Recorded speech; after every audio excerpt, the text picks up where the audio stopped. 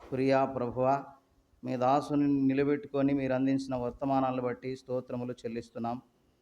మా ఆత్మలకు సేద తీర్చి ప్రభువా, మీ వాక్యంతో మాతో మాట్లాడుతున్నందులకై స్తోత్రములు సమర్పిస్తున్నాము తండ్రి.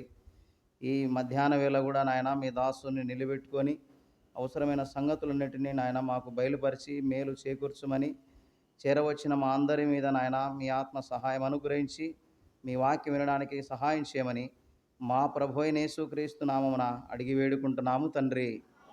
ఆమేన్. 22వ అధ్యాయం.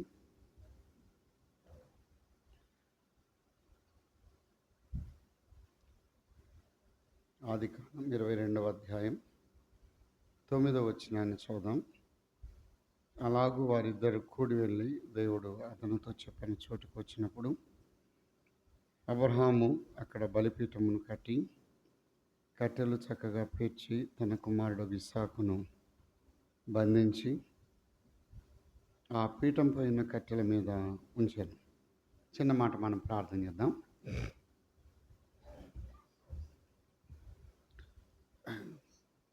లోపల స్థలం ఉన్నది, బయట ఉన్న వాళ్ళు అనుకూలుతుంటే లోపల కూర్చోవచ్చు. దయగల దేవా, మీ ఘనమైన నామమును బట్టి స్తోత్రములు.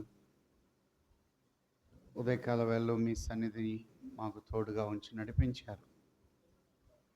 మధ్యాహ్న సమయంలో కూడా మీ వాక్యం ద్వారా మాతో మీరు మాట్లాడమని చేరువచ్చిన సహోదర సహోదరులను మీ కృపగల హస్తాలకు అప్పగిస్తూ ఉన్నాం. వాక్యము మీది, అందించేవారు మీరు. ఏ నేలకు ఏ విత్తనం అవసరమో మీరే అందించి మహిమ పొందమని మమ్మలను మీ కృపగల హస్తాలకు అప్పగిస్తూ ఈ దీనుని మరుగుపరచమని వాక్యమైన యేసుక్రీస్తు ప్రభు నామమున స్తోత్రం చెల్లించి ప్రార్థించి అడిగి వేడుకుంటున్నాము తండ్రి. ఆమె. మంచిది. యోనాథన్ అన్న చెప్పినట్టుగానే అన్న నాకు కూడా 2 పనులు అప్పగించాడు. ఒకటి వాక్యం చెప్పాలి, రెండవది నిద్రపోయే వాళ్ళు లేపాలి. ఈ 2 పనులు నేను చేయాలి. ఎందుకంటే మనకు ఆయాసం తగ్గడానికి పాయాసం ఇచ్చారు. అది కొద్దిగా పని చేస్తూ ఉంటుంది.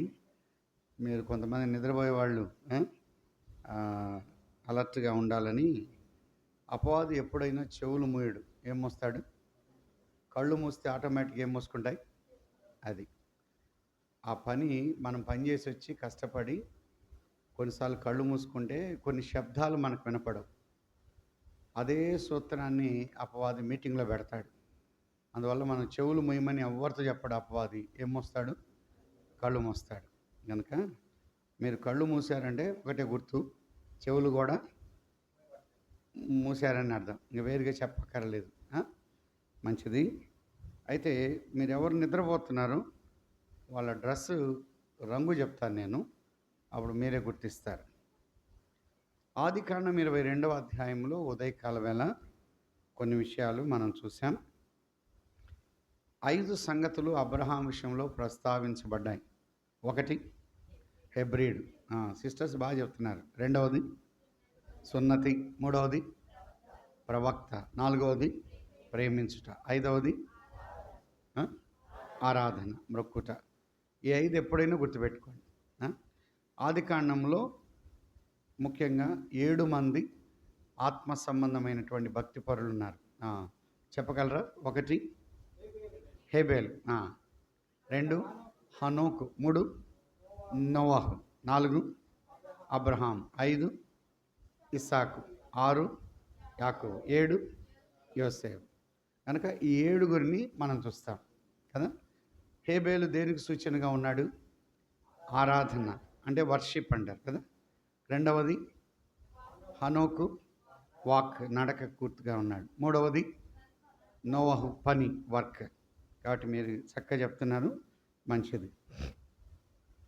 అబ్రహాము దేవుణ్ణి ప్రేమిస్తున్నాడు, కుమారుని ప్రేమిస్తున్నాడు. దేవుడు పరీక్ష పెట్టినప్పుడు ఆ పరీక్షలో లేదా పరిశోధనలో అబ్రహాము నిలిచాడు. తర్వాత అబ్రహాము ఆ పరిశోధనలో గెలిచాడు.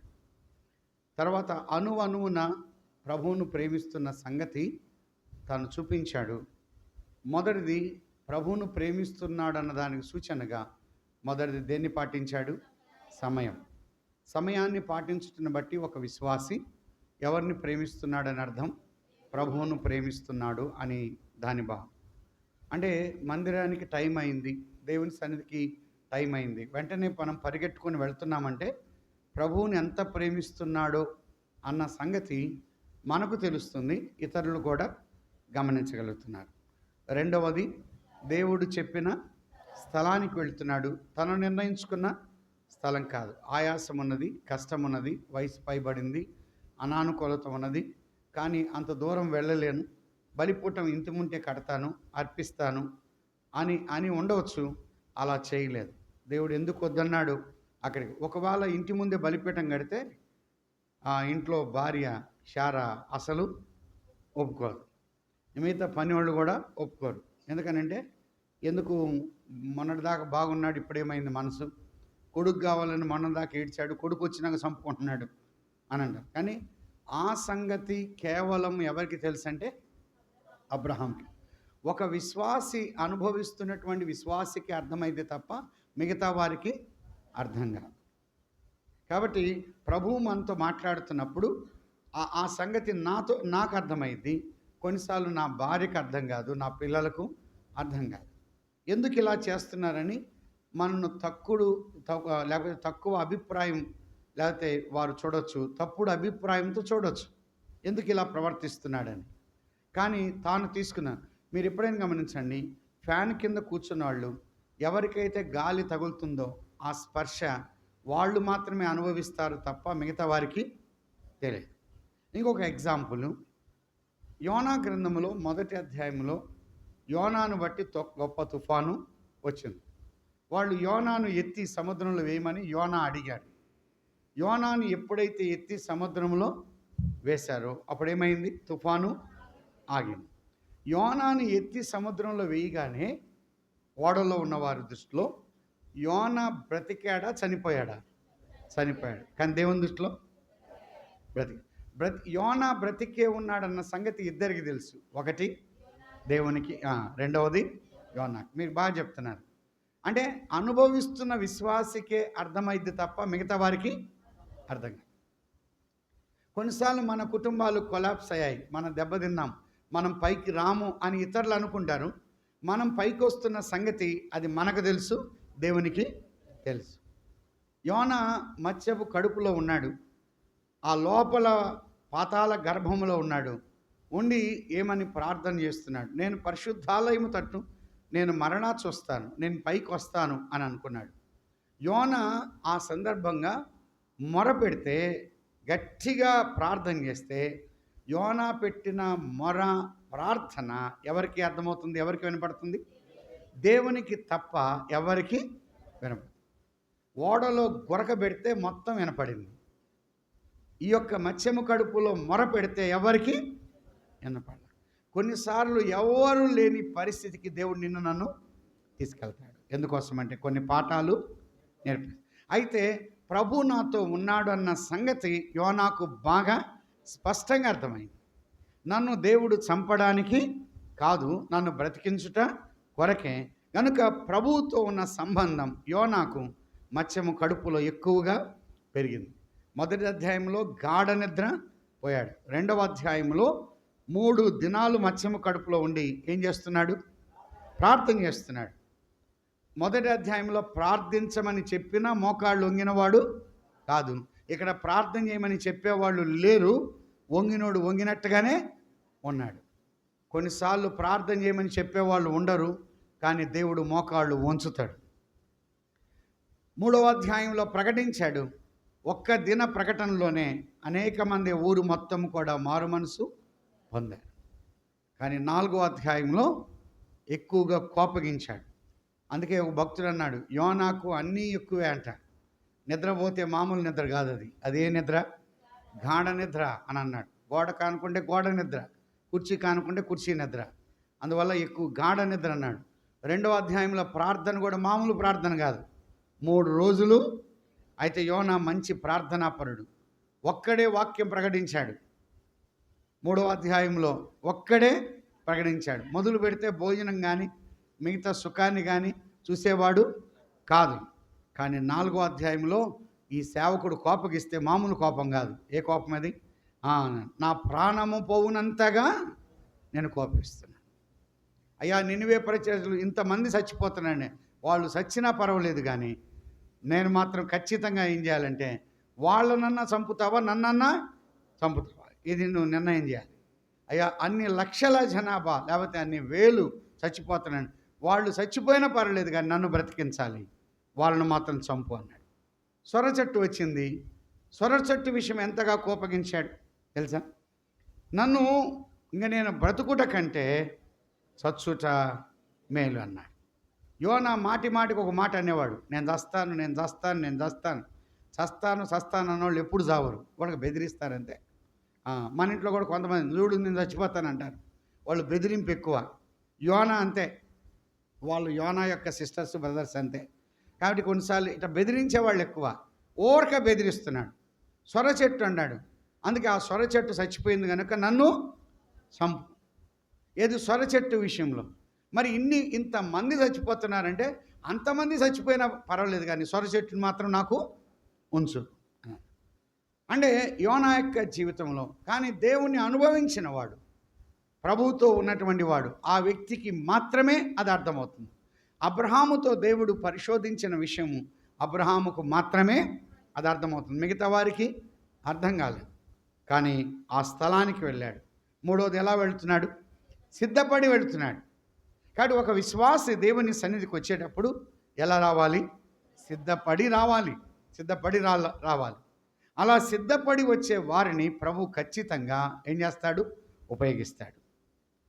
బాగా మొనదేలిన వారిని, రాటుదేలిన వారిని, అనుభవం కలిగిన వారిని ప్రక్క నుంచి ఏ అనుభవము లేని దావీదుని ఏం చేశాడు? ఎక్కడికి పంపాడు?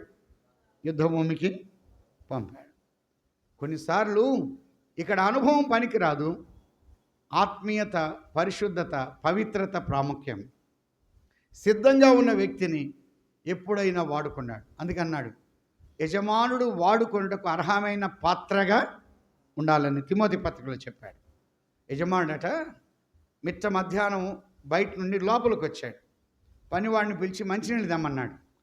మంచినీళ్ళు తెమ్మంటే పనివాడు లోపలికి వెళ్ళి చూస్తే బంగారు పాత్ర ఉన్నది, ఆ పాత్ర నిండా దుమ్ము పట్టింది. వెండి పాత్ర ఉన్నది, అది దుమ్ము పట్టింది. కర్ర పాత్ర ఉంది, దుమ్ము పట్టింది. కానీ మట్టి పాత్ర ఉంది, పవిత్రంగా ఉంది. యజమానుడు వాడుకొనుటకు అర్హమైన పాత్ర అంటే ఆ సమయానికి అర్హమైనటువంటి వారుగా ఉన్నట్లయితే ఖచ్చితంగా ప్రభు ఏం చేస్తాడు? ఉపయోగిస్తాడు. నేను సిద్ధంగా ఉంటే చాలు, అన్ని విషయాల్లో, పాట పాడడానికి కానీ, వాక్యం కొరకు కానీ, పరిచర్య కొరకు కానీ. కాబట్టి రెడీగా ఉండాలి, సమర్పణ కొరకు కానీ, త్యాగం కొరకు కానీ అలా ఉండాలి. అది మూడవది చెప్పాడు. నాలుగవది, వారు కలిసి వెళ్తున్నారు. ఇక్కడ ఒక విషయాన్ని మనం చూద్దాం. 22వ అధ్యాయం 3వ వచనంలో అన్నాడు, దహన బలి కొరకు కట్టెలు చీల్చి అన్నాడు. కట్టెలు ఏం చేశాడు? చీల్చాడు. 9వ వచనములో అబ్రహాం అక్కడ బలిపీఠము కట్టి కట్టెలు చక్కగా 3వ వచనములో చీల్చాడు, 9వ వచనములో పేర్చాడు. కట్టెలు చీల్చబడకపోతే పేర్చబడవు. కట్టె గుండుగా ఉంటే ఈ దహన బలిపీఠం మీద అమర్చబడదు, సెట్ అవ్వదు. ఆ కట్టెలు ఏమవ్వాలి? చీల్చబడాలి. కట్టె ఎంత చీలితే ఎంతమంది. చీలడంలో మరొకటి ఉంది, లోపల ఉన్న పచ్చి బాగా ఏమైపోద్ది? ఎండిపోద్ది. తర్వాత పచ్చి బాగా ఏమైంది? కాలిపోద్ది. ఎండిద్ది, కాలి. మనలో ఉన్న అహం, మనలో ఉన్న గర్వం, మనలో ఉన్న అతిశయం, మనలో ఉన్న అపవిత్రత ఏమవ్వాలి? చీల్చబడాలి. ఎంత చీలితే అంత. యోబు గ్రంథం, యోబు ఒక విషయం భక్తుడు ఇలా మాట్లాడుతూ వచ్చాడు. అది మనకు బాగా పరిచయమే. 6వ అధ్యాయం, యోబు గ్రంథం 6వ అధ్యాయంలో 9వ వచనం, 6:9 ఏమన్నాడు? దేవుడు తన ఇష్టానుసారముగా నన్ను నలుపును గాక. ఈ మాట చూడండి. యోబు ఏమన్నా అంటే దేవుడు తన ఇష్టానుసారముగా నన్ను నలుపు. కొన్నిసార్లు చూడండి, ఉన్న పశువులు పోయాయి, ఆ? ఉన్నటువంటి గొర్రెలు పోయాయి, ఒంటెలు పోయాయి, ఉన్న పశువుల సంపద మొత్తం పోయింది, పిల్లలు చనిపోయారు, చివరికి చర్మము చీకిపోయింది, పాడైపోయింది. కానీ ఇప్పుడు యోబు అంటున్నాడు, దేవుడు తన ఇష్టానుసారంగా నన్ను నలుపు. అందుకే ఆయన నన్ను జాడించెను అని అంటాడు. అంత మాత్రమే కాదు, యోబు గ్రంథం 16వ అధ్యాయం 12వ వచనం, 16-12, నేను నెమ్మదిగా ఉంటిని, అయితే ఆయన నన్ను మొక్క చెక్కలు. కొన్నిసార్లు దేవుడు ఏం చేశాడు? మొక్క చెక్కలు చేసి మెడ పట్టుకొని విదిలించి నన్ను తుత్తునీలుగా చేసి ఉన్నాడు. మెడ పట్టుకొని విదిలించేవాడు, తుత్తునీలుగా చేసేవాడు, ముక్క చెక్కలుగా చేసేవాడు. 9:18, యోబు గ్రంథం 9:18, ఆయన నన్ను ఊపిరి తీయనేడు. అట ఊపిరి తీసినా బాగుంటుంది, కానీ ఏమంటున్నాడు? చేదైన వాటిని నాకు తినిపించును. చేదు తినిపిస్తూ ఉన్నాడు. ఈ మాట గమనించండి, చేదు తినిపిస్తూ ఉన్నాడు, ముక్క చెక్కలు చేసి ఉన్నాడు. కొన్నిసార్లు నన్ను జాడిస్తూ ఉన్నాడు, కొన్నిసార్లు దేవుడు తన ఇష్టానుసారంగా నన్ను నలుపునుగాక క్రష్ చేస్తాడు. ఒక చెక్క, ఒక మొగ్గ, ఒక లవంగ, ఒక యాలుక బాగా దంచామనుకోండి, దాని వాసన ఏంటో బయటికి వస్తుంది. అదే రీతిగా జామాయిలాకు మామూలుగా వాసన చూడడం వేరు, బాగా నలిపి వాసన చూడడం. వాసన నలిపితే వాసన ఎక్కువనా, డైరెక్ట్గా వాసన ఎక్కువ ఉంటుందండి? నలిపి. నలగొట్టబడింది ఏదైనా సరే దాని పవర్ వేరు, దాని శక్తి వేరు, దాని సామర్థ్యత వేరు, దానికి ఉన్నటువంటి విలువ వేరు. ఒక విశ్వాసి నలుగుడు పడితే మంచిది. బైబిల్ కాలేజీ నుంచి నేరుగా రావడం వేరు, సంఘంలో నలిగి రావడం వేరు. సంఘంలో నలిగి వస్తే ఆ మాధుర్యతే వేరు. మీరు ఎప్పుడైనా చూడండి, ఆదివారం పూట్ల కొంతమంది సిస్టర్స్ ఎముకలు నమిలి నమిలి నమిలి దాని సారం తాగుతూ ఉంటారు. దాని రుచి, దాని టేస్టే వేరు. అది బాగా నమిలిన వాళ్ళకు మాత్రమే అర్థమైంది, కానీ మిగతా వాళ్ళకు. నలుగుడు పడ్డ విశ్వాసం ఎంత బలంగా ఉంటుంది తెలుసా? అన్నిటినీ రాటుదేలు ఉంటాడు. కొన్నిసార్లు అంటారు, మేము అన్నీ నలుగొచ్చామండి అంటారు. నలుగొచ్చామంటే అన్నిటికీ వీళ్ళు ఏం చేస్తారు? తట్టుకుంటారు, ఓర్చుకుంటారు, సహిస్తారు అని.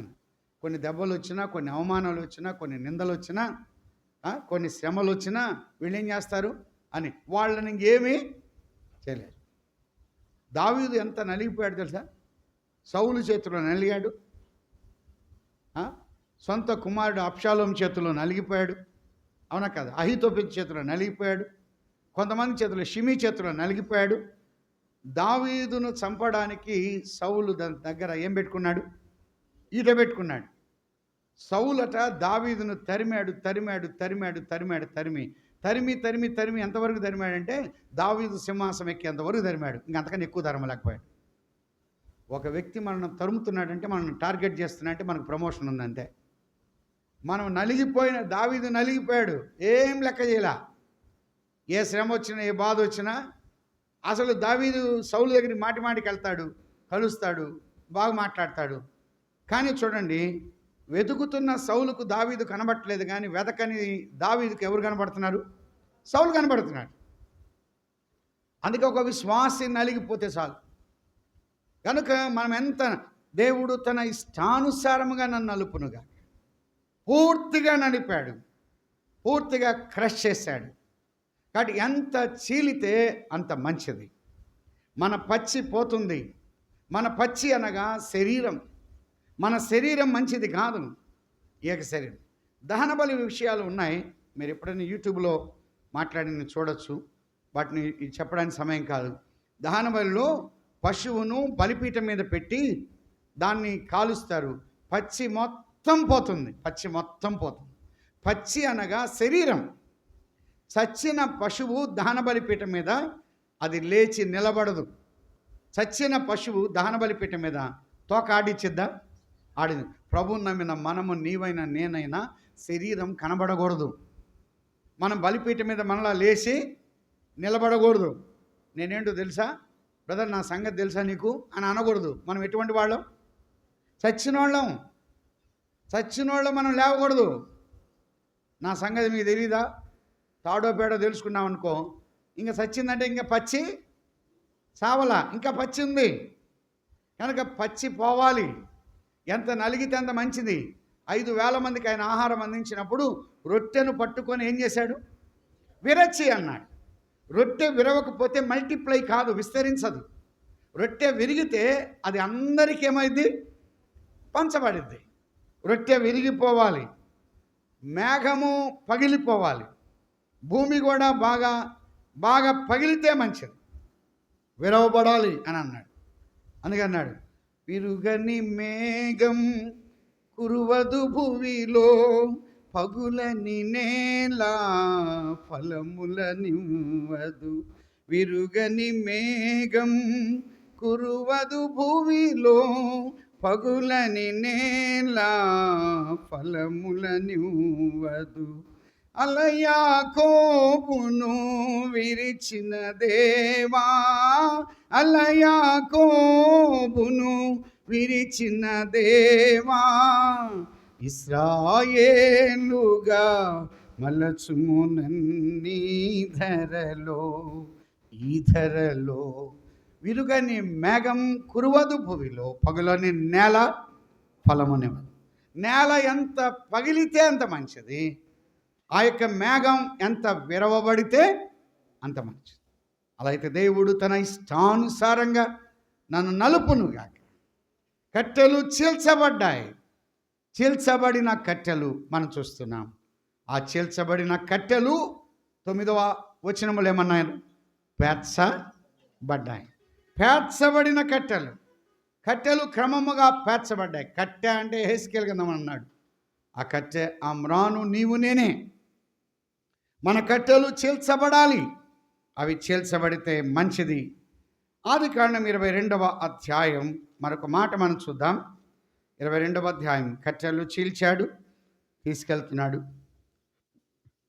4వ వచనం. 3వ నాడు అబ్రహాము కన్నులెత్తి దూరము నుండి ఆ చోటు చూచి తన పనివారితో అన్నాడు, మీరు గాడిదతో ఇక్కడనే ఉండుడి, నేను ఈ చిన్నవాడును అక్కడికి వెళ్ళి దేవునికి మొక్కి మరలా మీ యొద్దకు వస్తాను. గాడిద పనివారిని అక్కడే పెడుతున్నాడు. గాడిద పనివారిని అక్కడే పెడుతున్నాడు. గాడిద అపవిత్రమైన జంతువు. అపవిత్రమైన వాటితో పవిత్రమైన స్థలానికి వెళ్ళినవాడు కాదు. అపవిత్రతతో ప్రభువును ఆరాధించలేం. విశ్వాస జీవితంలో పులిసినది కొంచెమైనా ముద్దంతా పులే చేస్తుంది. కనుక మనము అపవిత్రతతో రొట్టెలో చేయి వేయడానికి వీలు లేదు, పాత్రలో చేయి వేయడానికి వీలు లేదు. కొన్నిసార్లు కాని పనులన్నీ చేసి కొంతమంది రొట్టెలో చేయి వేస్తారు, పాత్రలో చేయి వేస్తారు. అది దేవునికి వ్యతిరేకమైనది. అపవిత్రతను ఏమాత్రము కూడా ఆయన ఎన్నిక చేసేవాడు కానే కాదు. పవిత్రతకు ప్రాధాన్యత ఇచ్చేవాడు, పరిశుద్ధతకు ప్రాధాన్యత ఇచ్చేవాడు. కాని పనులు జరిగించి కానివి చేసి కొంతమంది ప్రభువుని నమ్మిన బిడ్డలు బాప్తీసం తీసుకున్న వాళ్ళే బీడులు తాగే అలవాటు ఉంది, సొట్టలు తాగే అలవాటు ఉంది. అలాంటి వాళ్ళు వచ్చి రొట్టె విరిస్తే ఏమన్నా ఉందా? ఎంత ప్రమాదం తెలుసా? అది విరవబడే. అందుకే ఒకవేళ నేను సొట్ట తాగుతూ వచ్చి రొట్టె విరిస్తే ఈ రొట్టె మొత్తం నేనేం చేస్తున్నాను తెలుసా? అపవిత్రం చేస్తున్నాను. అప్పుడు సంఘం అంతా కూడా అపవిత్రం అవ్వడానికి నా ఒక్కని వల్లనే కారణమవుతుంది. కనుక అపవిత్రతతో దేవుని యొక్క సన్నిధికి రాకూడదు. కాని వాటితో, కాని విధానాలతో, కాని తలంపులతో పాపాన్ని జరిగిస్తూ, అక్రమాన్ని జరిగిస్తూ, కాని పనులన్నీ చేస్తూ ఆరాధనలో అలాగనే సమతూకంగా సమతుల్యంగా ఉండలేము. అది దేవునికి విరోధమైనది. అటుది భయంకరమైనటువంటి శిక్ష దండన ఉన్నది. పిల్లలు ఆషామాషిగా రొట్టెలో చేయి వేయకూడదు. అందుకే రొట్టెలో చేయి వేసేవారు తన్ను తాను పరీక్షించుకొని రొట్టెలో చేయి వేయాలి. ఇది మామూలు రొట్టె కదా అనే భావన ఉండకూడదు. అందుకే చెప్తున్నాడు, అపవిత్రమైన వాటిని, అపవిత్రత కలిగిన పనివారిని అక్కడికి తీసుకెళ్తలేదు, వారిని అక్కడే ఆపేస్తున్నాడు. ఆపి ఏమన్నాడు? నేను ఈ చిన్నవాడిని అక్కడికి వెళ్ళి దేవునికి మొక్కి మరలా మీ యొద్దకు వచ్చేదామని చెప్పి విశ్వాసంతో చెప్తున్నాడు. ఇప్పుడు ఒక మాట చూద్దాం. 6వ వచనం ఏమన్నాడు? దహన బలికి కట్టెలు తీసి తన కుమారుడు ఇస్సాకు మీద పెట్టి పెట్టి. ఇప్పుడు గమనించండి, కట్టెలు కుమారుని ఇప్పుడు పనివారి మీద, తర్వాత గాడిద మీద ఉన్న కట్టెలు ఇప్పుడు ఎవరి మీదకి పెడుతున్నాడు? కుమారుని మీదకి. అర్థమవుతుందా? ఇప్పుడు కుమారుని మీద పెట్టబడుతున్నాయి. అంటే అంతవరకు ఇంటి దగ్గర నుంచి బయలుదేరేటప్పుడు ఈ కట్టెలు ఎవరి మీద ఉన్నాయి? గాడిద మీద, పనివారి మీద ఉన్నాయి. ఇప్పుడు కట్టెలు ఎవరి మీదకి వచ్చాయి? కుమారుని మీద. ఇంటి దగ్గర నుంచి బయలుదేరి వచ్చేటప్పుడు అబ్రహాము, ఇస్సాకు తండ్రి కుమారులుగా వచ్చాడు. ఇప్పుడు ఈ కుమారుని మీద ఇప్పుడు ఏం మోపడుతుంది? కట్టెలు. ఇంతవరకు కట్టెలు ఎవరి మీద ఉన్నాయి? పనివారి మీద అనుకుందాం. ఇప్పుడు ఎవరి మీదకి వచ్చాయి? కుమారుని మీదకి వచ్చాయి. ఇప్పుడు కుమారుడు ఏమయ్యాడు? పనివాడయ్యాడు. కుమారుడు ఇప్పుడు ఏమయ్యాడు? పనివాడు. తండ్రితో ఉండడం గొప్ప భాగ్యమని ఎంచుకోలేదు, కానీ ఆయన దాసుని స్వరూపము ధరించాడు. అంటే తండ్రితో ఉండేటువంటి వాడు, ఆ యొక్క సమానమైనటువంటి భాగ్యము కలిగిన వాడు ఇప్పుడు ఆ కుమారుడు పనివాడయ్యాడు, కుమారుడు దాసుడయ్యాడు, కుమారుడు దీనుడయ్యాడు, కుమారుడు తన్ను తానుగా తగ్గించుకున్నాడు.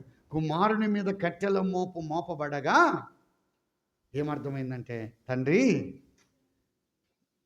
నా కుమారుని కన్నా నేను నిన్ను ఎక్కువగా ప్రేమిస్తున్నాను. ఈ కట్టెల మోపు కుమారుడి మీద ఎప్పుడైతే మోపబడిందో అప్పుడు పనివారికి ఏమర్థమైందంటే, అరే ఇంతగా ప్రేమించే కుమారుణ్ణి ఇప్పుడు ఆ కుమారు మీద ఏం పెడుతున్నాడు? కట్టెలు మోపుతున్నాడంటే, అంటే ఈ అబ్రహాము ఎవరికి ఎక్కువగా భయపడుతున్నాడు? దేవునికి భయపడుతున్నాడు. అంటే దేవునికి ప్రాధాన్యత ఇస్తున్నాడు, దేవునికి ప్రాముఖ్యత ఇస్తున్నాడు, దేవునికి ఎక్కువ ప్రాధాన్యత ఇస్తున్నాడని ఇప్పుడు ఆ కుమారుడు కూడా ఏమర్థమైందంటే, ఎన్నడూ నా మీద ఏ భారము మోపని నా తండ్రి ఈ రోజున నా మీద కట్టెల మోపుతున్నాడంటే నా తండ్రి ఎవరిని ఎక్కువగా ప్రేమిస్తున్నాడు? నాకన్నా దేవుణ్ణి ఎక్కువ ప్రేమిస్తున్నాడు. నా తండ్రికి దేవుని యొక్క భయం ఉన్నది. గాడ్లీనెస్, దైవ భయముతో ఉన్నాడు. అబ్రహాము దైవ భయముతో తన ప్రియ కుమారుని మీద కట్టెల మోపుతున్నాడు. ఒక్క మాట చెప్పినవాడు కాదు. నా కుమారుడా ఇది పరిస్థితి అని సిద్ధం చేసుకొని తీసుకొని వచ్చినవాడు కాదు. కానీ ఆ కట్టెల మోపు కుమారుడి మీద మోపబడి ఉన్నది. ఆ కుమారుడు తన యొక్క వీపును నేలకు వంచాడు. అలంకరణగా యెషయా కూడా చెప్పబడింది, దాటు వారికి దారిగా చేయడానికి తన వీపును నేలకు వంచాడని. యేసుక్రీస్తు ప్రభువారు నీ కొరకు, నా కొరకు మన యొక్క కట్టెల మోపు అనగా నిన్ను నన్ను తన వీపు మీద మోసుకున్నాడు. మన అవమానాన్ని భరించాడు, మన శిక్షను భరించాడు, మన అపహాస్యాన్ని భరించాడు, ఎగతాళిని భరించాడు. ఈ యొక్క కుమారుడు పూర్తిగా నేలకు వంచాడు. ఆ బరువైన కట్టెల మోపు తనను కృంగదల చేసింది. పిల్ల మన ప్రభు అయినటువంటి యేసుక్రీస్తు వారు నీ యొక్క రోతను ఆయన భరించాడు, మన అక్రమాన్ని భరించాడు, మన అన్యాయాన్ని భరించాడు, మన కాని పనులు ఆయన భరించాడు. ఆయన వీపు మీద మోయబడ్డాయి. ఆయన శిలువ మ్రాను మోసుకొని తీసుకొని వెళ్తున్నాడు. అలాగినట్లయితే వారు కలిసి వారు వెళ్తున్నారు. 4వది వారి మధ్య సంభాషణ మనం చూద్దాం. 7వ వచనం. ఇస్సాకు తన తండ్రి అయిన అబ్రహాముతో అన్నాడు, నా తండ్రి అని పిలిచాను. ఏమి నా కుమారుడా? అప్పుడు అతడు నిప్పును కట్టెలు ఉన్నవి గాని దహన బలికి గొర్రెపిల్ల ఏది? ఈ కుమారుడికి ఇంటి దగ్గర నుంచి బయలుదేరేటప్పుడు ఒకటే అనుమానం. ఏ అనుమానం? మా నాన్న ఎప్పుడైనా సరే బలిపీఠం దగ్గరికి వెళ్ళేటప్పుడు మా నాన్న చేతిలో ఏముండేది? గొర్రెపిల్ల ఉన్నది. ఈరోజు గొర్రెపిల్ల లేదు. అసలు గొర్రెపిల్ల లేకుండా బయలుదేరాడు, గొర్రెపిల్ల లేకుండా వెళ్తున్నాడు. అసలు గొర్రెపిల్ల ఏంటి అని అన్నీ ఉన్నాయి, కట్టెలు ఉన్నాయి, కత్తి ఉంది, నిప్పులు ఉన్నాయి, అన్నీ సిద్ధం చేసుకున్నాడు. కానీ ఏమీ లేదు, గొర్రెపిల్ల అని గొర్రెపిల్ల విషయం అడిగాడు. తండ్రి ఏమన్నాడు? అందుకు అతడు ఏమి నా కుమారుడా అనను. అప్పుడు అతడు నిప్పును కట్టెలు ఉన్నాయి కానీ దహన బలికి గొర్రెపిల్ల ఏదని. అబ్రహాం అన్నాడు, నా కుమారుడా దేవుడే దహన బలికి గొర్రెపిల్లను చూచుకొనునని. తండ్రి కుమారుల మధ్యట తండ్రి కుమారుల సంభాషణ ఉన్నది. తండ్రి కుమారుల మధ్య ఎవరి సంభాషణ ఉన్నది? గొర్రె పిల్లను ఎవరు చూసుకుంటారు అంటే దేవుడు. ఈ యొక్క ఇస్సాకు ఏమడిగాడు? దహన బలికి గొర్రె పిల్ల ఎవరు? మన ప్రభు అయిన అంటే తండ్రి అయిన దేవుడు, ప్రభు అయిన యేసుక్రీస్తు. అంటే అబ్రహాము తండ్రి, కుమారుడు ఇస్సాకు. ఈ తండ్రి కుమారుల మధ్య ఎవరి సంభాషణ ఉంది? తండ్రి అయిన దేవుడు, కుమారుడైన యేసు. కాబట్టి ఆరాధనలో, రొట్టె విరిచే కుడికలో ఎక్కువగా ఎవరి గురించి మాట్లాడాలి? తండ్రి అయిన దేవుడు, ప్రభు అయిన తప్ప మిగతా సంగతులు మాట్లాడాలి. కొన్నిసార్లు కొంతమంది సొలొమోను విషయం చెప్తారు, కానీ సొలొమోను విషయం అరగంట మాట్లాడి యేసు ప్రభు విషయం 2 నిమిషాలు మాట్లాడతారు. అది తప్పది. సొలొమోను విషయం 2 నిమిషాలు చెప్పి మిగతా ప్రభువుని విషయమై 10 నిమిషాలు 15 నిమిషాలు తలంపులు అందిస్తారు. కొంతమంది దావీదు విషయమే మొత్తం చెప్తారు ఆరాధనలు. మనం క్యారెక్టర్ స్టడీగా చెప్పకూడదు. అంటే వాళ్ళ గుణగణాలు, వాళ్ళ లక్షణాలు అవన్నీ చెప్పకూడదు ఆరాధనలు. ఆరాధనలు ఎక్కువగా ఎవరిని చూపించాలి? తండ్రి అయినటువంటి దేవుడు, ప్రభు అయిన యేసుక్రీస్తు. వీరు తప్ప మిగతా వాటికి చోటు ఉండకూడదు. అందుకే వారి మధ్య సంభాషణలో, వారి సంభాషణ ఎలా ఉందంటే తండ్రి అయిన దేవుని గురించి, ప్రభు అయిన మిగతా సంభాషణ లేదు. నా కుమారుడా, నీకు భారంగా ఉందా? కట్టెల మోపడింది కదా, నీకు ఎట్లుంది? ఆయాసంగా ఉందా? నీకు మంచినీళ్ళు అవుతున్నాయా? ఇబ్బంది పడుతున్నావా? నీకెంత కష్టంగా ఉందా? అంత దూరం వెళ్ళాలంటే నువ్వు రాగలవా? ఈ మాటలు ఏమీ లేవు. శిలువ మరణాన్ని ప్రభు పొందుతున్నప్పుడు దెబ్బలు, నొప్పి ఉందా? బాధ ఉందా? కష్టం ఉందా? ఉండదు. మరి ఉన్నాయి. కానీ ఆ విషయం ఏమి తండ్రి మాట్లాడలా. ఒక మాట అన్నాడు యెషయా 53:10, అతన్ని నలుగొట్టుకు యెహోవాకు ఇష్టమైంది కనుక చేశాడు. అడగలా, నా కుమారుడు శిలువ మళ్ళా కిరీటం పెడితే ఎట్లుంది చెప్పు అని అనలా. కొరడా దెబ్బలు కొడుతుంటే ఎట్లుంది చెప్పు అని అనలా. ఎలా ఉందో ఆ బాధ ఉంది. కాబట్టి మోపబడితే బాధ తెలుసు, వేదన, అది మాట్లాడలేదు. తండ్రిని కూడా అడగలా, నా తండ్రి ఇంత వయసులో నువ్వు అంత ఎత్తుకొస్తావా? కష్టం కదా. అంటే జనరల్ థింగ్స్, సాధారణంగా మాట్లాడే విషయాలు ఆరాధనలో ఉండకూడదు. కొన్నిసార్లు మనకు గుర్తొచ్చి అప్పుడే వస్తుంది గుర్తు. మనకు పొలంలో ఏం పండింది, పిల్లలకు ఫీజు కడుతున్నారు లేదా, ఏ బట్టలు కొన్నారు, ఇది ఎక్కడ కొన్నారు, ఈ మాట్లాడకూడదు ఆరాధనలో. ఆరాధనలు ఈ మాట్లాడడానికి అది సమయం కానే కాదు. అంటే క్యాజువల్గా, జనరల్గా, సాధారణంగా ఆరాధనలో మనం ఉండడానికి వీలు లేదు. కొంతమంది ఏం మాట్లాడుతారో తెలియదు. అందుకే రొట్టె విరిచే కుడికి వచ్చేటప్పుడు ముఖ్యంగా మన మొబైల్ కూడా ఆపేసేయాలి. మొత్తం మన ఫోన్ అనేది ఆపేసుకుని ఉండాలి. నేను ఎప్పుడు మీటింగ్లో ఉన్నా కూడా నా మొబైల్ అనేది ఆన్లో ఉండదు, ఎప్పుడు ఆపేస్తాను. ఎందుకంటే అది స్విచ్ ఆపేస్తేనే మంచిది. కొంతమంది వైబ్రేషన్లు పెడతారు, అది వైబ్రేట్ అయ్యే కొద్ది మనం వైబ్రేట్ అవుతూ ఉంటాం. అందువల్ల వైబ్రేషన్ లేకుండా ఉండడమే మంచిది. కానీ ఏదో ఒక ఫోన్ కాల్ వస్తూ ఉంటుంది. కనుక ఆరాధనలో కొంతమంది ఒక స్థలానికి వెళ్తే వాళ్ళ ఆరాధన రొట్టె విరిచి కూడికి జరుగుతుంది. ఒక యవనస్తుడు ఆలస్యంగా వచ్చి ముందు కూర్చున్నాడు. వచ్చి రొట్టె అందిస్తుంటే అతను ఫోన్లో మాట్లాడుతున్నాడు, రొట్టె తీసుకున్నాడు. ఆ రోజు ఖచ్చితంగా చెప్పాను స్టేజ్ మీదనే, ఫోన్లో మాట్లాడుతూ రొట్టె తీసుకుంటే ఏమంటే ఎలా ఉంటుంది? మన ముందు ఒక ఎమ్మెల్యే ఉన్నాడు అనుకోండి, ఆయన మనతో మాట్లాడుతూ ఉండగా మనం ఫోన్లో మాట్లాడుతూ ఆయనతో మాట్లాడుతున్నాం అనుకో, ఎట్లుండదు? అసలు ఎంత ఇర్రెస్పాన్సిబిలిటీగా ఉంటుంది. సర్వోన్నతుడు, మహోన్నతుడు, రాజులకు రాజు, ప్రభువులకు ప్రభు, ఆయన ముందు మనము జనరల్గా ఉండకూడదు. మన సంభాషణ కానీ, మన సంబోధన కానీ అతి జాగ్రత్తగా ఉండాలి. వారి మధ్య సంభాషణ, సంబోధన ఆత్మ సంబంధమైందిగా ఉన్నది కానీ శరీర సంబంధమైందిగా లేదు. కొంతమంది ఆరాధనలో కొంతమంది ప్రార్థన చేస్తారు, విజ్ఞాపన చేస్తారు. ఆరాధనలు ఎప్పుడు కూడా ప్రార్థన చేయకూడదు. ప్రార్థన అంటే అడగడం. 3 విషయాలు చెప్పాడు. ఒక పిల్లవాడు ఉండి, నాన్న 10 రూపాయలు అని అన్నాడు. అని అడిగితే గోజాడితే 10 రూపాయలు ఇచ్చాడు. ఇచ్చిన తర్వాత థ్యాంక్స్ నాన్న అని అన్నాడు. 10 రూపాయలు కొనుక్కొని వచ్చి ఏమన్నాడంటే, మా నాన్న చాలా డబ్బులు ఉన్నాయి, మంచి ఆస్తిపరుడు, బాగా గొప్పవాడు అని చెప్తున్నాడు. ఈ 3 విషయాలకు తేడా ఉంది. నాన్న డబ్బులు అన్నాడు, అడిగాడు కనుక అది ప్రార్థన. ఇచ్చిన తర్వాత థ్యాంక్స్ చెప్పాడు, అది కృతజ్ఞత. కానీ వచ్చి కొనుక్కొని వచ్చిన తర్వాత ఏమనంటే వాళ్ళ నాన్న పొగుడుతున్నాడు, చూసారా? పొగడ్డం అనేది ఆరాధన. ఆరాధన అంటే కృతజ్ఞతాస్తుతులు కాదు. ఆరాధన అంటే ప్రభువుని ఏం చేయడం? హెచ్చించడం, ప్రసిద్ధి చేయడం. ఆయన పరిశుద్ధత, ఆయన రక్షణ, ఆయన ఔన్నత్యము, ఆయన విమోచన, ఆయన సార్వభౌమ అధికారం, ఆయన కనికరం, ఆయన కృప, ఆయన గొప్పతనం, ఇవన్నీ కూడా మన ప్రభువుని ఏం చేసేది? గొప్ప చేసేది. ఒక రాజు సింహాసనం మీదకి వచ్చేటప్పుడు అటు ఇటు మంత్రులు సామంతులు నిలబడి రాజు గురించి పొగుడుతారట. మా రాజు జ్ఞానం గొప్పది అని ఒకరు అంటారంట. మా రాజు ఐశ్వర్యం గొప్పది అని మరొకరు అంటారంట. మా రాజు సమయపాలన గొప్పది అని అంటారు. అంటే ఆయన యొక్క గొప్పతనాన్ని, రాజు యొక్క గొప్పతనాన్ని మీరు ఏం చేస్తున్నారు? పొగుడుతున్నారు, శ్లాఘిస్తున్నారు. కనుక ఆరాధన అంటే మన ప్రభువును మనం ఏం చేయాలి? హెచ్చించాలి, పొగడాలి, ప్రసిద్ధి చేయాలి, ఘనపరచాలి, ఆయన గొప్ప చేయాలి. కనుక ఆరాధనలో, రొట్టె విరిచే కొడుకులో ఎక్కువగా మ్యాక్సిమం మన ప్రభు అయినటువంటి యేసు క్రీస్తు వారు హెచ్చించబడాలి. అది ఆరాధన.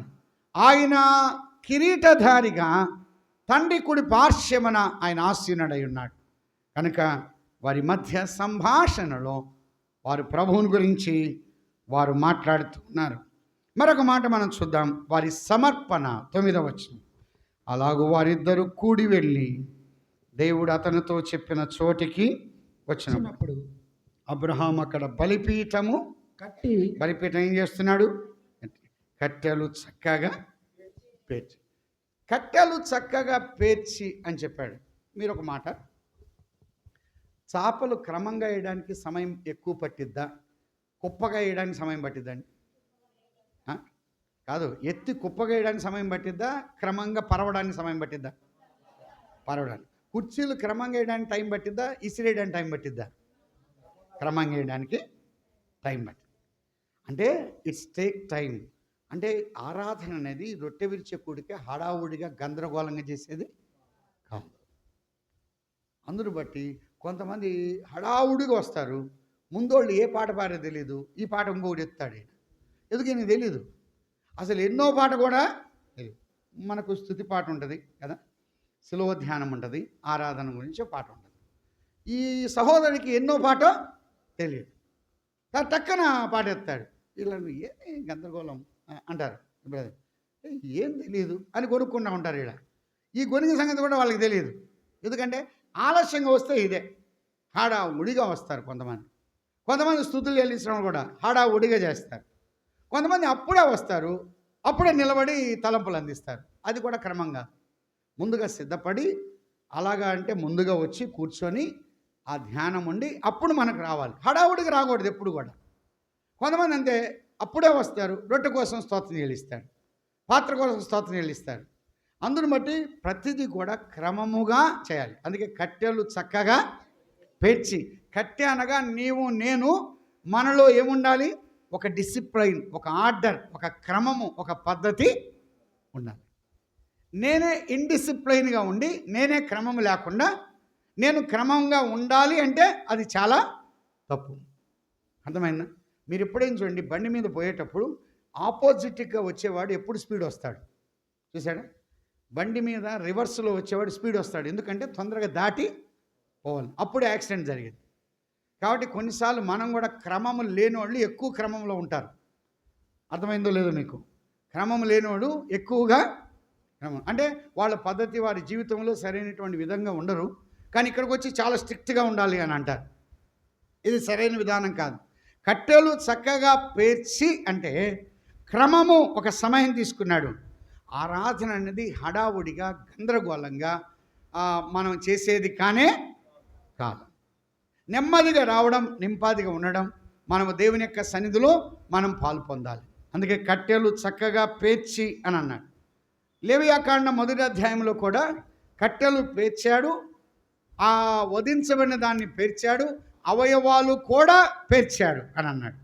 కనుక క్రమముగా పేర్చబడాలి. అంటే కాలిపోయేది మనం చేసే ఆరాధన ఎలా ఉండాలి అని అన్నాడు? క్రమమైన రీతిలో కావాలి. క్రమము అనేది లేకపోతే చాలా కష్టం. అందును బట్టి దేవుని సన్నిధికి వచ్చే నీవు నేను క్రమమైన రీతిలో ఆరాధన మనం చేయాలి. అక్రమముతో మనం చేయకూడదు. చాలా క్రమాలు ఉన్నాయి. యుద్ధ క్రమం ఉంది, భోజన క్రమం ఉంది, అవునా కదా, సువార్త క్రమం ఉంది, మందిర క్రమం ఉంది, సేవా క్రమం ఉన్నది. అందుకే ప్రతి దానికి ఏమున్నది? క్రమము. అందుకే సమస్తము క్రమముగా మర్యాదగా జరగనీయాలి. ఎలా పడితే అలా చేయడానికి వీలు లేదు. అందుకే క్రమము కోరుతూ ఉన్నాడు. కనుక క్రమముగా కట్టెలు పేర్చి అని అన్నాడు. చాలా స్థలాలు, ఒక స్థలంలో గ్రామానికి వెళ్ళినప్పుడు మేము బ్రదర్స్ ఉన్నాము. వాళ్ళు ఏం చేస్తారంటే ఇక్కడ నుంచి ఇంకో స్థలానికి వెళ్ళాలి, రొట్టె కొరకు స్తోత్రం చెల్లించమన్నాడు.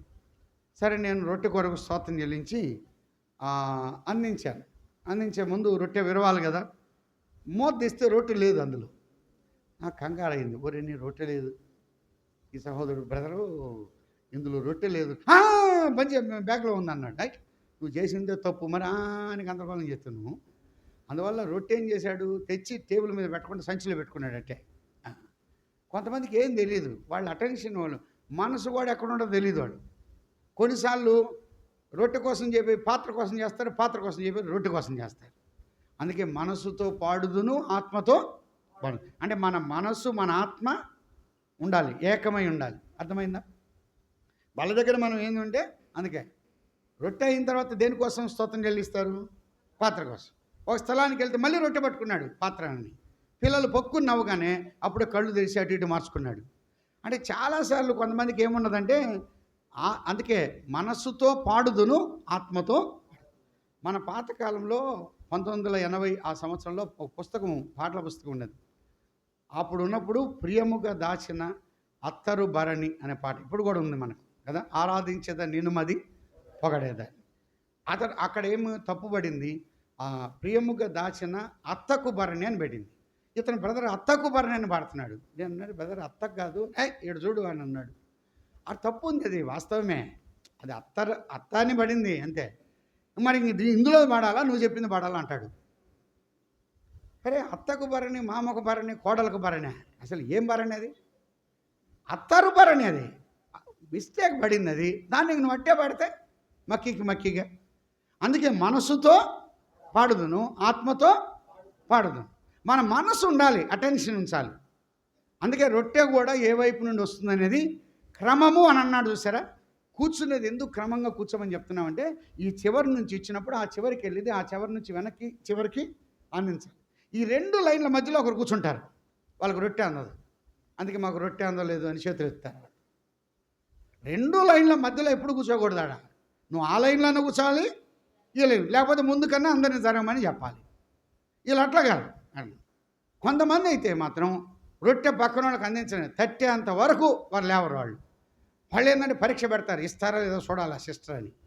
ఇది పరీక్ష పెట్టే సమయం కాదు. ఇది బస్సు వచ్చేటప్పుడు, రైలు వచ్చేటప్పుడు మనం ఏం చేస్తాం, కనిపెడతామా లేదా? కనిపెడతాం, చూస్తాం. అలాగే గమనించాలి. అందుకే దేవుని సన్నిధిలో ఎలా చేయాలో లూకాసు సువార్తలో ఒక మాట ఉన్నది. అన్ని సమయం చెప్పడానికి సమయం కాదు. 22వ అధ్యాయం 14వ వచనం. ఆ గడియ వచ్చినప్పుడు అని అన్నాడు, పస్కాను సిద్ధపరిచే గడియ వచ్చినప్పుడు ఆయనయు ఆయనతో కూడా అపోస్తలులను పంక్తిన కూర్చుండి. అప్పుడు ఆయన, నేను శ్రమపడక మునుపు మీతో కూడా ఈ పస్కాను భుజింపవలనని మిక్కిలి ఆశపడి. అంటే ప్రభు సన్నిధిలో ఆరాధించే వ్యక్తి ఎలా ఉండాలంటే మిక్కిలి ఆశతో ఉండాలి. ప్రభు సన్నిధికి వచ్చేటప్పుడు రొట్టె విరిచే కొడుకులో ఆరాధనలో ఒక విశ్వాసం ఎలా ఉండాలంటే మిక్కిలి. ప్రభు అంటున్నాడు, నేను మిక్కిలి ఆశపడితిని. చూడండి, ఈ ఆశ నీకు నాకు ఉండాలి. మిక్కిలి ఆశతో దేవుని సన్నిధికి రావడం. ప్రభువా, నేను నిన్ను ఆరాధిస్తున్నాను, ఘనపరుస్తున్నాను, మిక్కిలి ఆశ. అందుకే క్రమము చెప్పాడు, ఎలా పడితే అలాగా కూర్చోవడం కాదు. అందుకే రొట్టె విరిచేటప్పుడు కూడా కొంచెం కొంచెమే అన్నాడు. రొట్టె దేని కొరకు? ప్రభువును జ్ఞాపకం చేసుకోవడానికి. అందువల్ల రొట్టె విరుస్తున్నామంటే మనం కడుపు నింపుకోవడానికి కాదు. కడుపు నింపుకోవడానికి ఇల్లు లేవా అని అన్నాడు కొరింథీ పత్రికలో. ఇది కేవలం దేనికోసం? ఆ ప్రభు యొక్క శరీరానికి సాదృశ్యం. పాత్ర తీసుకున్నామంటే దేనికి సాదృశ్యం? ప్రభు యొక్క రక్తానికి సాదృశ్యం. మా దగ్గర ఒక అతను ఉండేవాడు, ఇప్పుడు లేండి. రొట్టె ఇస్తే మొత్తం తీసి నోట్లో పెట్టుకున్నాడు. ఇంక పక్కన వాళ్ళకి ఎట్లా? వాళ్ళకి కొంతమంది తెలియదు. రసం దాసి ఇంక పోయి అంటున్నాడు. ఏంది పానకమా? ఇంక పోయి అన్నాడు. సంఘ పెద్దలు అంటూ ఉంటారు, ఎండాకాలంలో అన్న మీరు కొద్ది పాత్ర ఎక్కువ చేయండి అన్నాడు. ఎందుకు? ఎండాకాలంలో మంచినీళ్ళు వెళ్ళి తాగలేక వచ్చిన అవకాశాన్ని చక్కగా సద్వినియోగం చేసుకుంటారు. 3-4 గుటకలు వేసుకొని అప్పుడు స్థిమితంగా అయితే తప్ప ఈ పాత్ర పక్కన వాళ్ళకి వెళ్ళదు. అలా దాకూడదు మనం. ఇది దేనికోసం? జ్ఞాపకం చేసుకోవడానికి. జ్ఞాపకం చేసుకోవడానికి ఎంత? ఎన్ని గుటకలు? గుటకలు కాదు, అంతే. రొట్టె కూడా కొంచెమే, అంతే. ఒకవేళ మీటింగ్ అయిన తర్వాత రొట్టె పాత్ర ఉంటుంది, అప్పుడు కావాలంటే తినచ్చు, ఇబ్బంది లేదు. మొత్తం తిన్నా కూడా ఎవరేమన్నారు, పాత్ర మొత్తం తాగినా కూడా ఏమన్నా. మా దగ్గర సహోదరుడు ఉన్నాడు, అంతా అయిన తర్వాత కుదురుగా కూర్చొని చక్కా పిక్కలు వేసుకొని కూర్చొని నెమ్మదిగా తింటాడు. ఎవరు తీసుకోపోతే అటు తినండి. కానీ ఆరాధన స్టార్ట్ అయినప్పుడు, చేరినప్పుడు రొట్టె విరిచే కొడుకులు ఏమాత్రం కూడా నిర్లక్ష్యంగా చేయకూడదు. గమనించాలి, క్రమం ఉన్నది. రొట్టె విరుచుల్లో క్రమం ఉన్నది, పాత్ర తీసుకునే విషయంలో క్రమం ఉన్నది. అందుకే క్రమముగా ఉండాలి. మిక్కిలి ఆశతో కూర్చోవాలి. మిక్కిలి ఆశతో కూర్చోవాలి. నా ప్రభువును ఈరోజు నేను జ్ఞాపకం చేసుకొని ఆయన ఏం చేస్తున్నాను? గణపరుస్తున్నా, ఆరాధిస్తున్నా, హెచ్చిస్తున్నా అన్న ఆ కుతూహలత, ఆ జీల్, యాంగ్జైటీ నీకు నాకు ఉండాలి. అలాగా ఆశతో కట్టెలు చక్కగా పేరుస్తున్నాడు. అసహనంగా కాదు. అబ్రహాం అయ్యో కుమారుని బలి ఇవ్వాలా అని ఆవేదనతో కాదు, సంతోషంతో ఆ పని చేస్తున్నాడు. చూడండి, కట్టెలు చక్కగా పేరుస్తున్నాడు. ఆ తర్వాత తన కుమారుడు ఇస్సాకును బంధిస్తున్నాడు. ఇద్దరి సమర్పణ, ఇద్దరి త్యాగం కనబడుతుంది. తండ్రి అయిన దేవుడు, కుమారుడైనటువంటి యేసుక్రీస్తు వారు. అలాగనే అబ్రహాము కుమారుడైన ఇస్సాకు కూడా రిజెక్ట్ చేసిన వాడు కాదు, బంధించబడ్డాడు. మత్తయి సువార్త 27వ అధ్యాయం 1వ వచనం. మత్తయి సువార్త 27వ అధ్యాయం 1వ వచనాన్ని మనం చూద్దాం. 27:1. ఉదయమైనప్పుడు ప్రధాన యాజకులు ప్రజల పెద్దలందరూ యేసును చంపింపనని ఆయనకు విరోధముగా ఆలోచన చేసి ఆయనను బంధించి అని అన్నాడు. ఇప్పుడు యేసు క్రీస్తు ప్రభువారు నీ కొరకు నా కొరకు ఏమయ్యాడు? బంధించబడ్డాడు. ఇస్సాకును బంధించాడు. కాళ్ళు బంధించాడా? చేతులు బంధించాడా? ఆ బలిపీఠం మీద బంధించబడిన ఇస్సాకు కనబడుతున్నాడు. ఓ తండ్రి కుమారుని చూస్తున్నాడు, కుమారుడు తండ్రిని చూస్తున్నాడు. వారిద్దరి మధ్య మౌనం ఉన్నది. బంధించబడిన ఇస్సాకు కనబడుతున్నాడు. ఇస్సాకు మౌనంగా ఉన్నాడు, తండ్రి మౌనంగా ఉన్నాడు. ఆరాధనలో అందుకని అన్నాడు, యెహోవా సన్నిధిలో, దేవుని యొక్క సన్నిధానంలో, సియోనులో మౌనముగా ఉండుట నీకు స్తుతి చెల్లించు. మౌనం ఉన్నది. వారి మధ్య అరమరికలు లేవు, గందరగోళము లేదు, అసమాధానము లేదు. వారి మధ్య మౌనం ఉన్నది. అది చాలా భయముతో కూడిన పని. నిజంగా అది ఎంత జాగ్రత్తగా చేస్తున్నాడు అబ్రహాం. కుమారుని బంధించాడు. కుమారుడు వ్యతిరేకించిన వాడు కాదు. తండ్రి తన ప్రియ కుమారుని శిలువ మరణానికి అప్పగిస్తే కుమారుడు తెలిసే శిలువ మరణాన్ని అనుభవించాడు. ఇస్సాకు బలిపీఠం ఎక్కేంత వరకు తెలియదు, కానీ ప్రభు అయినటువంటి యేసుక్రీస్తు వారికి అంత తెలుసు. ఆయన తెలిసే శిలువ మరణానికి వచ్చాడు. ఆయన తెలిసే రాళ్ళు పరిచిన స్థలములో కూర్చున్నాడు. ఆయన తెలిసే తలను అప్పగించాడు, చేతులు అప్పగించాడు, పాదములు అప్పగించాడు, బంధించబడ్డాడు. ఒకవేళ తాళ్లతో ఇస్సాకు బంధించబడితే మన యేసుక్రీస్తు ప్రభువు వారు ముళ్ళ కిరీటముతో బంధించబడ్డాడు, మేకులతో బంధించబడ్డాడు, కొరడా దెబ్బలతో బంధించబడ్డాడు. అనేక మంది అందరి ఉమ్మివేతలకు ఆయన బంధించబడ్డాడు. నీ కొరకు నా కొరకు బంధించబడినటువంటి యేసుక్రీస్తు ప్రభువు.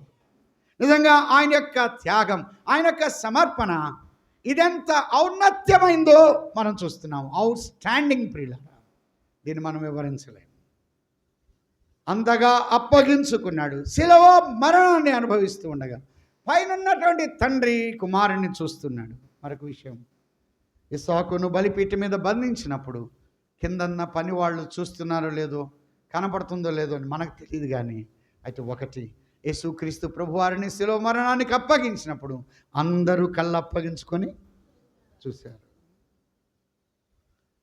తన ప్రియ కుమారుని అవమానానికి అప్పగించాడు, అపహాస్యానికి అప్పగించాడు, నిందకు అప్పగించాడు, హేళనకు అప్పగించాడు, ఎగతాళికి అప్పగించాడు. ఈయన నా ప్రియ కుమారుడు. చూడండి, తన ప్రియ కుమారుని ప్రదర్శించాడు తండ్రి అయినటువంటి దేవుడు.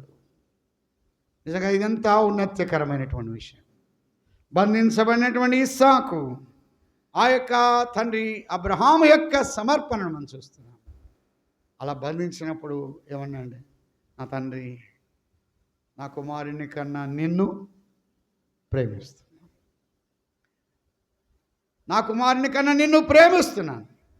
ఒకటి సమయములో, రెండవది స్థలములో, మూడవది సిద్ధపాటులో, నాలుగవది సంభాషణలో, ఐదవది సమర్పణలో ఎంత గొప్పగా ఆయన చేశాడు. ఆ యొక్క సమర్పణ జీవితంలోనే మనము ప్రభువుకిచ్చే విషయంలో కూడా మనం ఇస్తున్నామంటే దాని అర్థం ఎవరిని ప్రేమిస్తున్నాం? ప్రభు. మనం ఇవ్వడం లేదు సరిగా అంటే మనం ప్రభువును ప్రేమించడంలో కూడా చాలా పొరపాటు. ఒక విశ్వాసి యొక్క ఆత్మీయ స్టాండర్డ్స్ ఎప్పుడు ఉంటాయంటే ఇచ్చే విషయంలో, సమర్పణ కలిగి చేసే విషయంలో, చేర్చుకునే విషయంలో, ఆతిథ్యం ఇచ్చే విషయంలో ఉంటుంది. అది విశ్వాస యొక్క విధానం. పిసనారితనంగా ఉంటారు చూసారు కొంతమంది, వాళ్ళలో ఏమి ఉండదు, వాళ్ళు ప్రభువును ప్రేమిస్తున్నాం ఒట్టిగానే చెప్తారు అంతే. కొంతమంది నాకు తెలిసిన సహోదరున్నాడు, ఎప్పుడు మీరు టీకిస్తారట, అగండి మీరు ఇవ్వబాగండి అంటాడు, జోబులోంచి ఒట్టి చేయి చేస్తాడు, ఏ నాడివాడు, అరే ఎప్పుడు మీరే ఇస్తారా అని అంటాడు. ఇచ్చేదే ఏమి లేదు. కొంతమంది అంతే, మీరు ఇవ్వబాగండి నేను ఇస్తానంటారు. వాళ్ళు ఏది ఇవ్వరు, సమయం ఇవ్వరు, సామర్థ్యత ఇవ్వరు, సొత్తు ఇవ్వరు. వాళ్ళు పొగడరు. కొంతమంది చూసారా ఓరగా పొగుడుతూ ఉంటారు, అబ్బా ఈ బ్రదర్ ఎంత ఇచ్చారని. అందరినీ పొగుడుతారు, పొగిడితే పెద్ద ఖర్చు ఉండదు, అందువల్ల సింపుల్గా పొగిడే వాళ్ళు ఉన్నారు కొంతమంది. వాళ్ళు కొద్ది కూడా ఇవ్వరు. అసలు నిజమైన సమర్పణ ఏదంటే ఇచ్చే విషయంలోనే. యోనాతాను దావీదును ప్రేమించి నేను ప్రేమిస్తున్నాను అలా తనకున్నవి ఏం చేశాడు? కత్తి ఇచ్చాడు, తనకున్నవి ఇచ్చేశాడు. తండ్రి అయిన దేవుడు నిన్ను నన్ను ప్రేమించి ఏమి ఇచ్చాడు? తన ప్రియ కుమారుని ఇచ్చాడు. మనం ప్రభువును ప్రేమిస్తున్నామంటే ఏం చూపించాలి? మన సమర్పణ, మన త్యాగం చూపించాలి. చాలాసార్లు ఇవ్వాలంటే కొంతమందికి చేతులు రా. మరొక విషయం, ఉన్నోళ్ళు అసలు ఇవ్వలేరండి. అన్నీ ఉన్నోళ్ళు ఇవ్వలేరు, లేనోళ్ళే ఇస్తూ ఉండాలి. నాకు తెలిసి సహోదరున్నాడు, ఎవరైనా కానీ ఇంటికి వచ్చారంటే సేవకులు, ఆయన బయటకు వచ్చి వందనాలు బ్రదర్ తర్వాత కలుద్దాం చిన్న పని ఉంది అంటాడు. అంటే ఇంట్లోకి రాబాక అటు నుంచి ఇటు పో అని ఎవరిని రానివాడు. ఒకరోజు దొంగలు పడి 3 లక్షలు తీసుకెళ్ళారు. ఫోన్ చేశాడు, తమ్ముడు ప్రార్థన చేసి దొంగలు పడి 3 లక్షలు, దేవుని స్తోత్రం అన్న. నువ్వు ఎందుకు అన్నావా అని అన్నాడు. అంటే నిజంగా అన్నావా ఊరకన్నావా అని అన్నాడు. లేదులే అన్న, దాంట్లో దేవునికి స్తోత్రం చెల్లించాలి అని అన్నా. ఎందుకంటే ఆయనకు అర్థమైంది కాబట్టి ఇంక చాలా అనుకున్నా. రికవరీ చేస్తే 1,20,000 ఎంత వచ్చింది, మొత్తం పోయింది. మొత్తం ఎవరిని లోపల రానివ్వడండి, ఒక దొంగలను తప్ప. కొంతమంది అంతే, కూడబెట్టి ఎక్కడ ఎవరికి పెడతారు? దొంగలు. కొన్నిసార్లు కొంచెం చిట్ ఫండ్లో పెడతారు, మొత్తం లేచిపోద్ది. అంటే ఎందుకంటే పేరబెట్టి అందుకే దేవుడు వడ్డీతో సహా అవుతాడు. మనం ఇవ్వకపోతే బిగపట్టండి, ఎక్కడ ఎప్పుడు ఎలా లాగాలో ఆయనకు బాగా తెలుసు అంతే. అందుకే కొంతమందికి చేతులు ఆడవు, సందాసం చూస్తే గుండె దడదడాలు కొట్టుకుంటుంది. కొంతమంది ఇయ్యాలంటే చాలు ప్రాణానికి రాదు. హాస్పిటల్ దగ్గర 2వ సిలిండర్ పెట్టాలి ఆక్సిజన్ అంటే, అమ్మో 2వ 3వది పెట్టండి అంటారు, డబ్బులు తెచ్చి. ఉన్న పొలం కూడా అమ్ముతారు. పిల్లలకు లక్షలు ఫీజులు కడుతున్నారు, లక్షలు. ఇచ్చే విషయం మాత్రం లేదా. పిల్లరా, ఒక విశ్వాసి యొక్క సమర్పణ ఎక్కడ అర్థమైందంటే తను చేసే ఆ త్యాగపూరితమైన ఇచ్చే విషయంలో అర్థమైంది. అసలు నిజమైన విశ్వాసి అంటే అదే, చేర్చుకోవడం కానీ, ఆతిథ్యం చేయడం కానీ, ప్రేమించడం కానీ, ఖర్చు పెట్టడం కానీ, కష్టపడడం కానీ ఇది చేయాలి. ఒట్టి మాటలు చెప్తే 10 మంది చెప్తారు, దారిన పోయేవాళ్ళు కూడా ఒట్టి మాటలు చెప్తారు. వాళ్ళకు మనకు ఏముంది, తేడా ఏమీ లేదు. సమర్పణ కలిగి మనం ప్రభు కొరకు ఇవ్వాలి.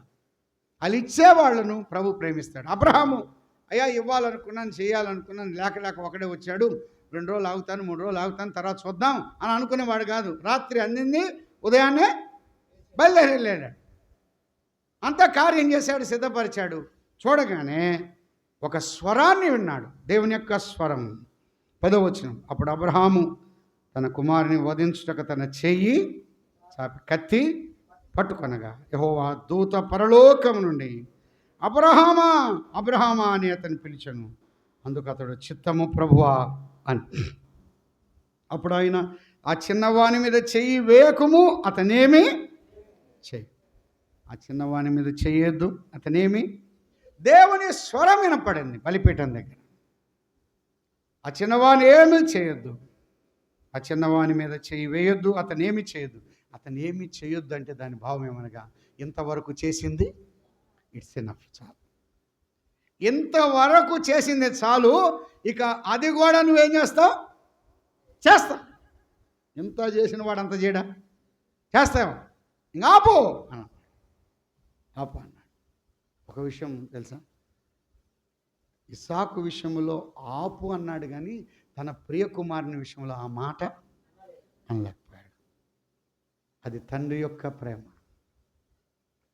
ఇస్సాకు విషయంలో ఆపు అని అన్నాడు, తన ప్రియ కుమారుని మీద కొరడా దెబ్బలు పడుతుంటే ఈ తండ్రి ఆపు అని అన్నవాడు కాదు, ఉమ్మివేతలు ఆపండి అన్నవాడు కాదు, ముళ్ళ కిరీటం ఆపండి అన్నవాడు కాదు, కొరడా దెబ్బలు కొన్ని కొట్టారు కదా ఇంకా ఆపండి అన్నవాడు కాదు, ఇంకా కానివ్వండి. యెరూషలేము మీదలో ఏడవబడుతుంది, ఇంకా కానివ్వండి.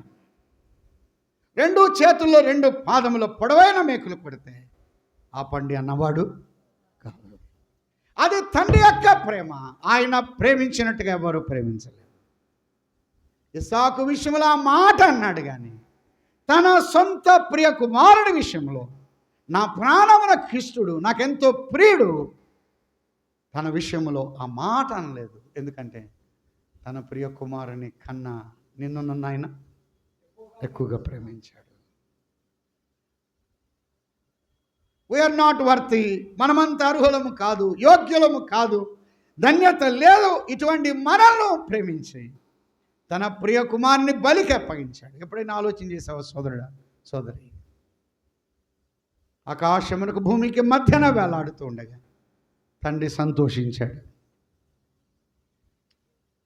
చూడనల్లని వాడుగా వ్యసనాక్రాంతుడయ్యాడు, వ్యాధిని అనుభవించాడు. మన కొరకు ఆయన చనిపోయినప్పుడు తండ్రి సంపూర్ణముగా ఆనందించాడు.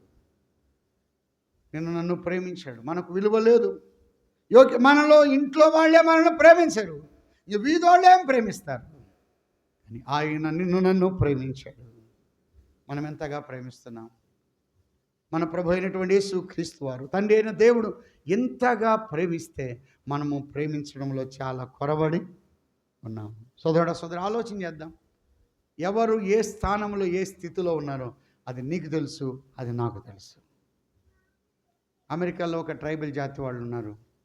ఆ ట్రైబల్ వాళ్ళు ఏం చేస్తారంటే సంవత్సరానికి ఒకసారి పండుగ చేసుకుంటారు.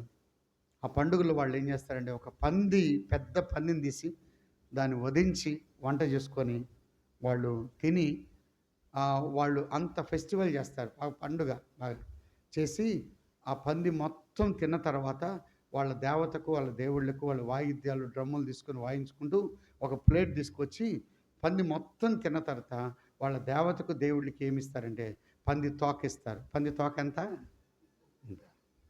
అది ప్లేట్లో పెట్టి వాళ్ళు డ్రప్పులు వాయించుకుంటూ, ఆ డ్రమ్ములు వాయించుకుంటూ ఆ దేవత దగ్గర తీసుకొచ్చి, అయ్యా ఇంత తప్ప మా దగ్గర ఏమీ లేదు, దీన్ని మాత్రం స్వీకరించు అని అంటారు.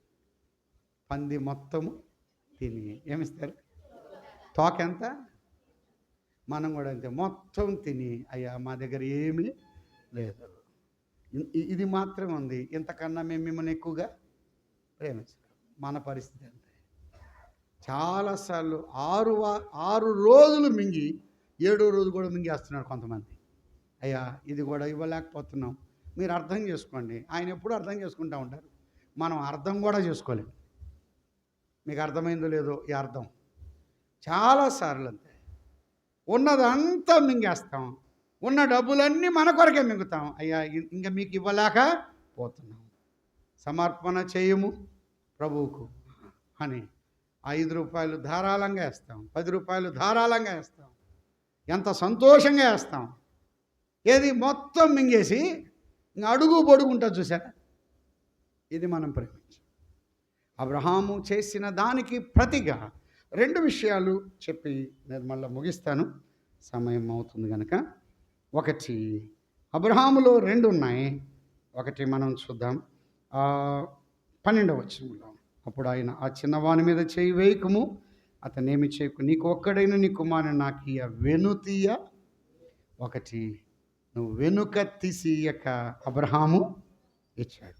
ఇంటి దగ్గర నుంచి బయలుదేరినప్పటి నుండి 3 రోజులు అయిన తర్వాత కూడా వెనుక తీసినవాడు కాదు. మనమైతే ఏం చేస్తామంటే ఈరోజు చూసి అసలు ఏమైనా మార్చుకుంటాడని చూద్దాం, మళ్ళీ ఏమన్నా మాట్లాడతాడేమో, అయ్యా వద్దులే వెనక్కి తీసుకెళ్ళు అని అంటాడేమో అని మనం కనిపెడతాం. ఇట్లా కనిపెట్టినవాడు వెనుక తీయక ఇచ్చాడు. రెండవది, వెనుక తీయక ఇచ్చాడు. రెండవది అక్కడే చెప్పాడు, 12వ వచనం అన్నాడు, నీవు దేవునికి రెండవది అబ్రహాములు ఏమన్నది, దేవుని భయం. మూడవది 18వ వచనం ఏమన్నాడు, నా మాట విన్నా. 3 విషయాలు గుర్తుపెట్టుకుందాం. ఒకటి, వెనుక తీయక ఇచ్చాడు, వెనుక తీయక ఇచ్చాడు.